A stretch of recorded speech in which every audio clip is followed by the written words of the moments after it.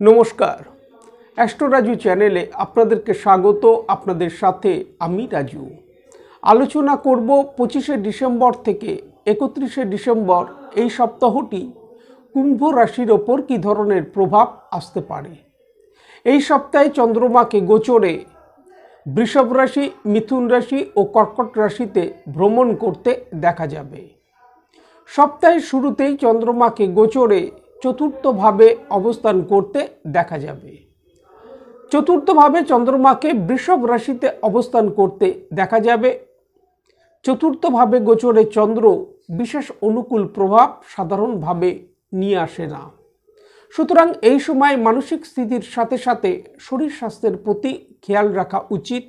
মায়ের স্বাস্থ্যের প্রতিও এই সময় কিছুটা খেয়াল রাখা উচিত। কর্মক্ষেত্র বা গৃহে বাদ বিবাদ না আসে এই বিষয়ে কিছুটা সতর্কতা অবলম্বন করা উচিত। আটকে থাকা কিছু কাজ এই সময় সম্পন্ন হতে দেখা যেতে পারে। মঙ্গলবার সকাল 9:57 পর চন্দ্রমা গোচরে আপনাদের রাশির পঞ্চম ভাবে অর্থাৎ মিথুন রাশিতে প্রবেশ করবে এবং বৃহস্পতিবার রাত্রির 6:57 আগে পর্যন্ত চন্দ্রমাকে গোচরে মিথুন রাশিতেই অবস্থান করতে দেখা যাবে। অর্থ উপার্জনের ক্ষেত্রে এই সময় সুযোগ আসতে দেখা যাবে। কর্মক্ষেত্রে অগ্রগতি এই সময় আসতে দেখা যাবে, তবে বাদ বিবাদ এই সময় আসতে দেখা যেতে পারে। কর্মক্ষেত্র বা যে কোনো স্থলে জাতকের মধ্যে ক্রোধ এই সময় বৃদ্ধি পেতে দেখা যাচ্ছে, যার কারণে এই বিষয়ের প্রতি কিছুটা খেয়াল রাখা উচিত।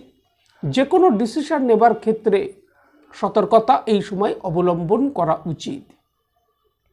বৃহস্পতিবার রাত্রি 6:57 পর চন্দ্রমা গোচরে আপনাদের রাশির ষষ্ঠ ভাবে অর্থাৎ কর্কট রাশিতে প্রবেশ করবে এবং রবিবার প্রায় ভোর 6টার আগে পর্যন্ত চন্দ্রমাকে ষষ্ঠ ভাবেই কর্কট রাশিতে অবস্থান করতে দেখা যাবে।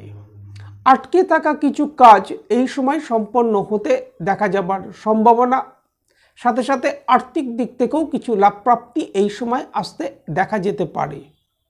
লিগ্যাল সংক্রান্ত বিষয়ে লাভপ্রাপ্তি এই সময় আসতে দেখা যেতে পারে, তবে কর্মক্ষেত্রে এই সময় কিছুটা সতর্কতা অবলম্বন করা উচিত।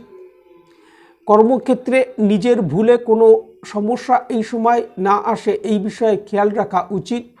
যে কোনো ডিসিশন নেবার ক্ষেত্রে সতর্কতা অবলম্বন করা উচিত। কারোর ওপর এই সময় নির্ভর হওয়া উচিত নয়। আজ এই পর্যন্ত। নমস্কার।